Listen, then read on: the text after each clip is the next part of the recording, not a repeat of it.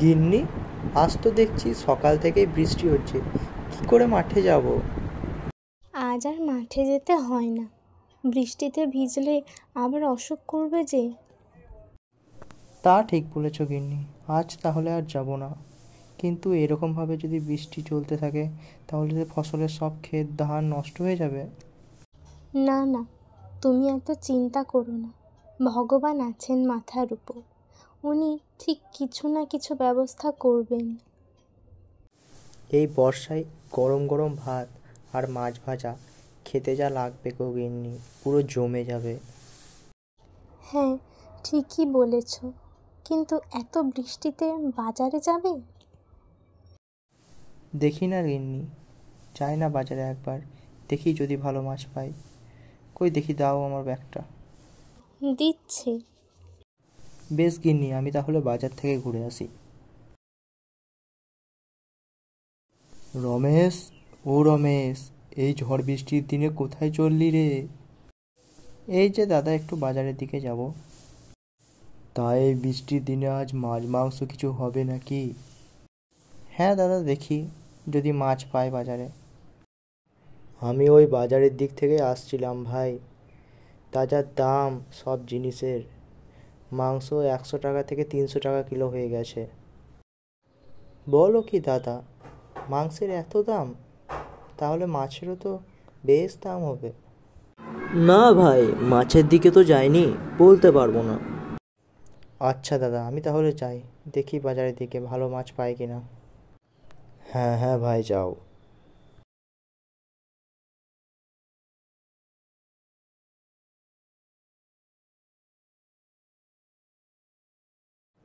তোমার কথা শুনে বাজারে মাছের দাম বাড়িয়ে বেশ ভালোই লাভ হচ্ছে দাদা। হ্যাঁ হ্যাঁ, তা বুদ্ধিখানা কেমন দিলাম বল ভাই। এই বৃষ্টির দিনে তেমন কেউ দোকানও খোলেনি, এটাই সুযোগ লাভ করার।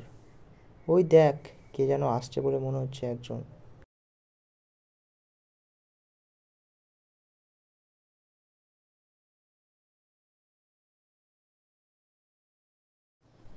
দাদা, আমাকে ভালো দেখে একটা রুই মাছ দিন তো।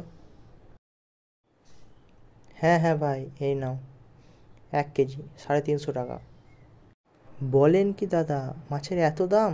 350? 200 টাকা নিন, নিন 200 টাকা নিন। না না দাদা, হবে না, 350 টাকায় লাগবে। বেশ তাহলে দাদা, 500 দিন।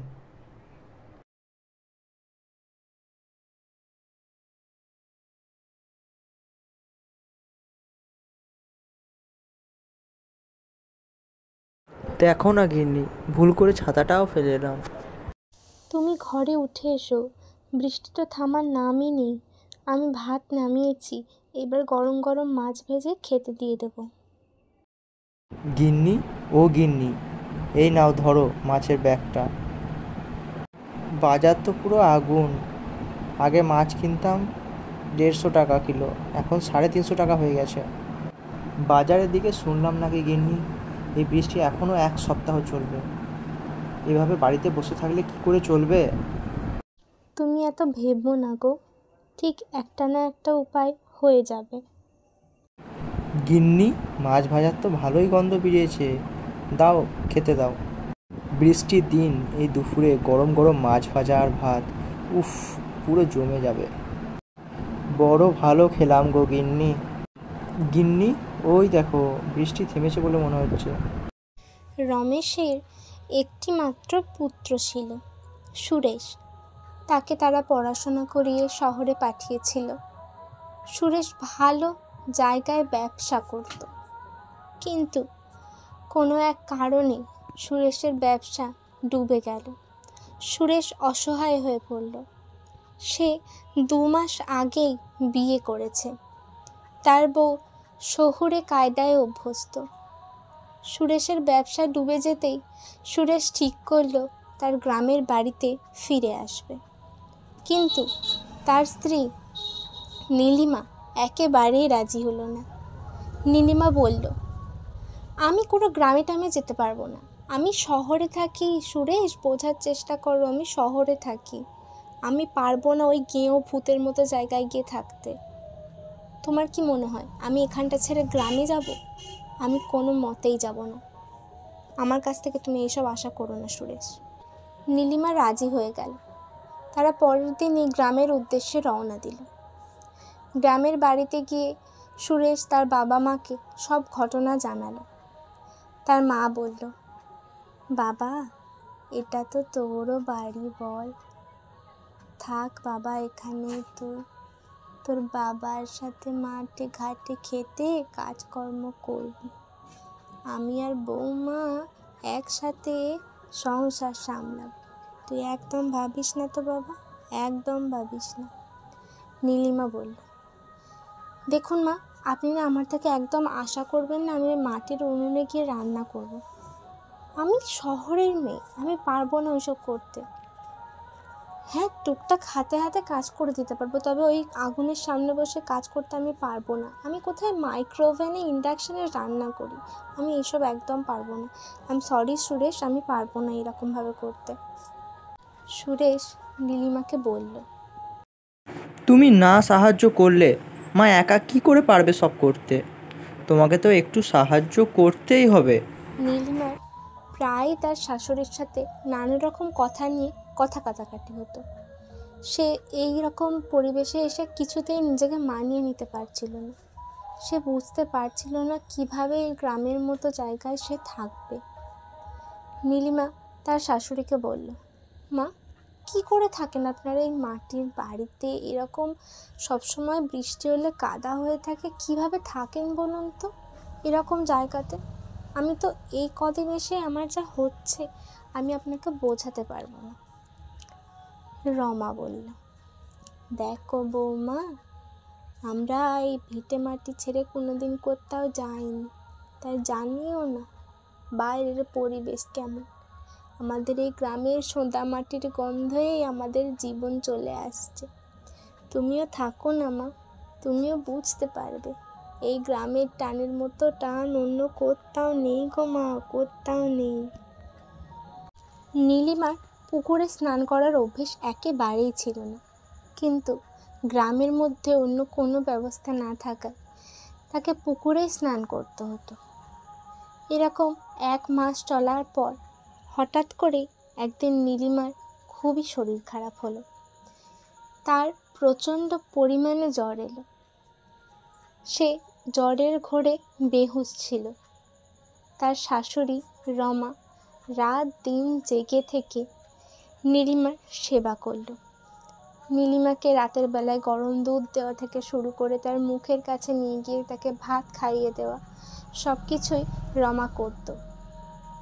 সুস্থ হয়ে ওঠার পর নীলিমা বুঝতে পারল তার শাশুড়ির মতো সেবা যত্ন হয়তো অন্য কেউ করতেই পারত না। নীলিমা তার শাশুড়িকে বলল, মা, আমার বুঝতে ভুল হয়েছিল মা। সত্যি এই গ্রামের টানের মতন টান হয় না মা। আপনি আমার শাশুড়ি হয়ে আমার এত সেবা করলেন মা, আমি এইসব কখনো ভুলতে পারবো না। রমা বলল, মা, আমি কি তোর শুধু শাশুড়ি রে? তুইও তো আমার মেয়ে রে মা। আমারও তো মেয়ে নেই, তোকেই আমি আমার মেয়ের মতন করেই দেখি রে মা। তুই একদম এইসব ভাবিস না তো। আজকে গরম গরম মাছ ভাজা দিয়ে ভাত দেব, তা খাবি তো তুই? খেয়ে দেখবি একবার কেমন লাগে। নীলিমা বলল, হ্যাঁ মা, আমি খাবো তো। আমি গরম ভাতে মাছ ভাজা খাবো তো মা। তুমি করো মা, আমি 100 বার খাবো। তোমার হাতের সব কিছুই যেন অমৃত মা। সত্যি মা, তুমি না থাকলে যে আমার কি হতো আমি তা জানি না মা। সত্যি মা, আমি তোমার কাছে চিরকৃতজ্ঞ মা, চিরকৃতজ্ঞ। সুরেশ তার স্ত্রীর এমন পরিবর্তনে খুবই খুশি হলো। তারা একসাথে বসে সেদিন দুপুরে মাছ ভাত খেল। রমেশও কাজের ক্লান্তি ভুলে এই খাবারের স্বাদ উপভোগ করছিল। রমা হাসি মুখে সকলের দিকে তাকিয়েছিল। এই সাধারণ খাবারও বৃষ্টির দিনের পরিবেশে অসাধারণ হয়ে ওঠে। প্রকৃতির স্নিগ্ধতা, ঘরের উষ্ণতা আর প্রিয় মানুষের সঙ্গ সব মিলিয়ে যেন এক স্বর্গীয় অনুভূতি। মাছ ভাতের এই গল্প শুধু একটি খাবারের গল্প নয়, এটি প্রকৃতির সাথে মানুষের সম্পর্কের গল্প, ভালোবাসার গল্প আর সাধারণ জীবনের ছোট ছোট আনন্দের গল্প। বৃষ্টি চলতেই থাকলো। জানালার বাইরে প্রকৃতির সবুজ আর সতেজ হয়ে উঠল। ঘরের ভেতরে একান্নবর্তী পরিবার পরম শান্তিতে তাদের দুপুরের আহার সম্পন্ন করল। এই বৃষ্টির দিন, এই মাছ ভাত তাদের স্মৃতিতে চিরকাল অমলিন হয়ে থাকবে। বৃষ্টির দিনের মাছ ভাতের এই গল্প আমাদের মনে করিয়ে দেয় যে জীবনের ছোট ছোট মুহূর্তগুলো কতটা মূল্যবান হতে পারে। প্রকৃতির সামান্য অনুগ্রহ আর পরিবারের ভালোবাসা, এই দুটো জিনিসই যথেষ্ট একটি দিনকে সুন্দর করে তোলার জন্য।